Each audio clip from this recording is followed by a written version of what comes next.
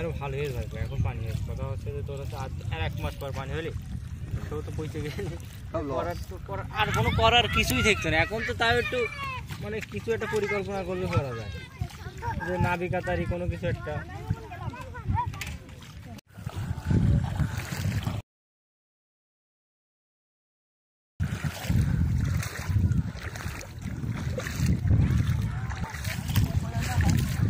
এই যে সব দেখতে পাচ্ছেন সব ধান, এর তলে সব ধান।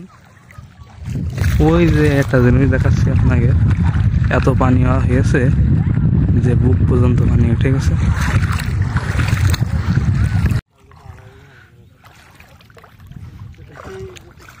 যশোর জেলার চৌগাছা উপজেলা ফুলসরা ইউনিয়নের বর্তমান অবস্থা বিলের চারিদিকে পানি থই থই করছে, আর ধান যা লাগিয়েছে সব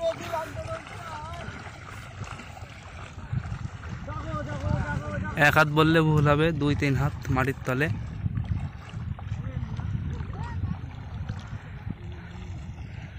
মাঝে মাঝে কমবি রাস্তা, সেটাই বোঝা যাচ্ছে না, চলায় দুষ্কর হয়ে যাচ্ছে।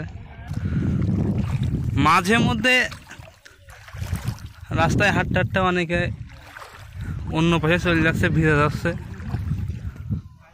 ওই যে লোকজন আপনারা দেখতে পাচ্ছেন, অনেকে দেখতে আসছে। কৃষকদের কষ্ট মেহনত সব মাটির তলে।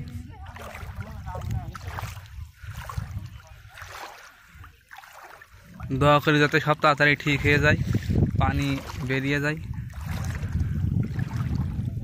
চারিদিকে পানি আর পানি।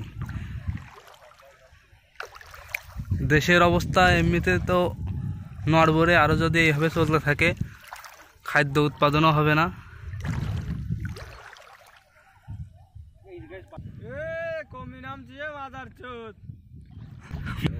এখন একটা জিনিস দেখবো, এই পানির মাঝে একটা টিউবওয়েল দেখছি আমরা, এখন দেখবো টিউবওয়েলে পানি পড়ে কিনা। তুমি ক্যামেরাটা ধরো,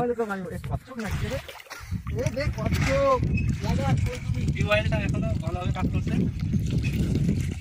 পানিও পরিষ্কার।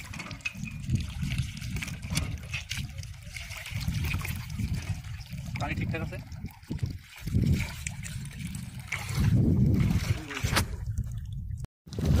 অনেকে জাল পেতেছে বৃষ্টির পানিতে, দেখবো মাছ হচ্ছে কিনা জালে।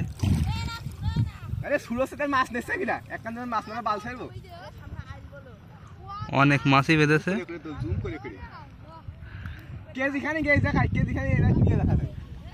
এরকম অসংখ্য জাল মানুষ পাচ্ছে।